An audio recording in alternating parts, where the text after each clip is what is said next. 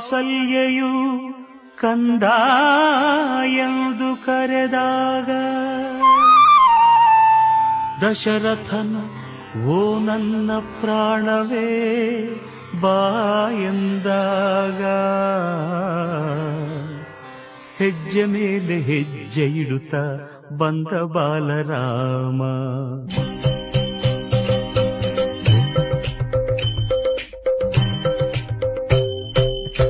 ಹೆಜ್ಜೆ ಮೇಲೆ ಹೆಜ್ಜೆ ಇಡುತ್ತಾ ಬಂದ ಬಾಲರಾಮ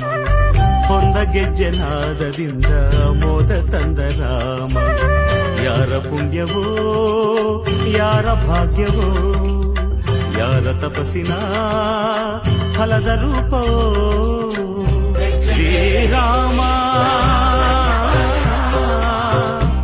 ಜಯ ರಾಮ